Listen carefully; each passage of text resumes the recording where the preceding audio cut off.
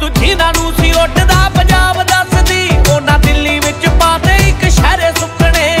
जिन्हां नूं सी उड्डदा पंजाब दसदी। गल करिए जे इस वेले दे किसान प्रोटेस्ट दी जो दिल्ली दे विच जारी है ते दुनिया दा शायद ही कोई अजिहा शख्स होवे जिसने इस प्रोटेस्ट बारे ना सुना होवे। सदियां दी किसान दी तारीख दे विच किसानी दी लहर दे विच शायद ये मेरे देखण दे विच ये पहली मूवमेंट है जो इस हद तक अगे वधी है और ये विच लखां किसान वो इस प्रोटेस्ट दे विच शामिल हैं और जिहड़े शामिल नहीं इन्हां दी आवाज़ सोशल मीडिया ते और जिथे बैठे हैं इन्हां दी आवाज़ बन के बैठे हैं। पिछले दिनों रंजीत बावा होरे जिहड़े कि मशहूर चढ़दे पंजाब दे पंजाबी गायक हैं उन्होंने एक गीत रिलीज़ किया किसानी लहर नूं मद्दे नज़र रखदे इस परसपैक्टिव दे विच और वो गीत सी बोलदा पंजाब दे नां दे नाल। बोलदा पंजाब दे नाल जदों उन्होंने गीत रिलीज़ किया है तो उहदे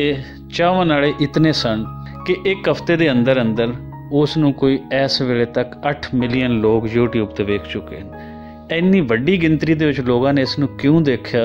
इहदी एक खास वजह है जिहड़ी असीं अज तुहानूं दसदे जांदे हां। उहदे विच जिहड़ा दिल्ली वालीए नूं मुखातब करदे हैं रंजीत बावा होरी वो दिल्ली वालीए कौन है ये शायद बहुत सारे लोगों नूं पता नहीं। मैनूं लगदा पागल हो रहा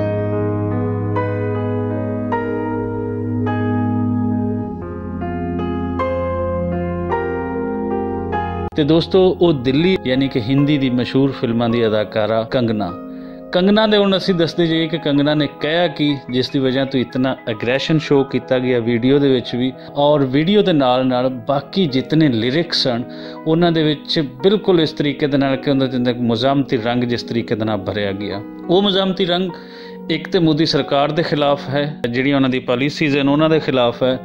और तबाह होंदी हुई खेती जिहड़ी है उस नूं देखदे आ उहदे अंदर एग्रैशन शो हो रही है। लेकिन उहदे नाल नाल जिहड़े कंगना रनावत दा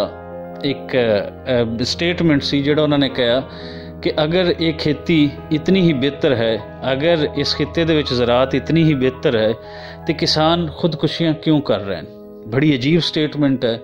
कि जिथे किसान खुदकुशी कर रही है बजाय कि उसकी वजह नूं जानण दी उन्होंने मजीद उन्होंने हालात बेहतर करन उन्होंने क्रिटिसाइज़ किया जा रही है।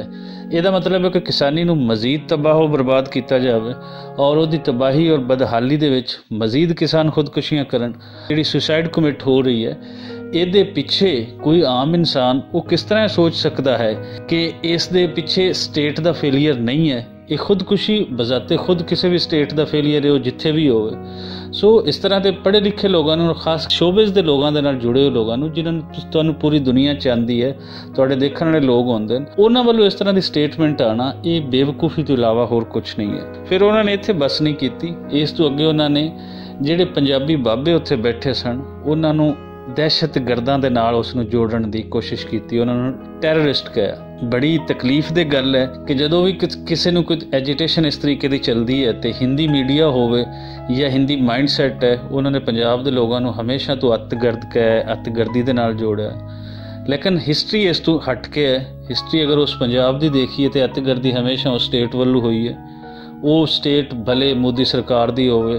भले कांग्रेस दी होवे और उहदे विच असीं वाक़या देखिए तो 84 जिहड़ा वापरिया है पंजाबियों के उपर उसनूं तो सदियां नहीं पंजाबी भुल्लणगे कि जिस तरीके दे नाल पंजाबियों का कतलाम किया गया। और उस तो बाद जो इंदिरा गांधी मरदी है इंदिरा गांधी के मरण ते जो दिल्ली के अंदर इन्हां सिख वीरां का कतलाम होंदा है उन्होंने पूरी दुनिया जानती है। सो अतगर्दी हमेशा इंडियन स्टेट वालों हुई है और इस अतगर्दी का निशाना उत्थों का पंजाबी किसान बना है। वो पंजाबी किसान सिख है वो पंजाबी किसान मुस्लिम है वो पंजाबी किसान हिंदू है या किसी भी धर्म के नाल तल्लक रखता है हमेशा अतगर्दी का निशाना पंजाब वासी नूं बनाया गया। और यकीनन इहदे विच सिक्खी दे नाल जुड़े हुए सिख मजहब के लोग वो वड्डी तादाद दे विच इसलिए डायरैक्ट जदों भी उत्थे पंजाबी की गल होंदी है तो इट्स मीन कि सिक्खी नूं मुखातिब किया जा रहा होंदा है। सो कंगना रनावत के खिलाफ ये गीत आया जिहड़ा बिल्कुल असीं सराहने और इस नूं आना चाहिए।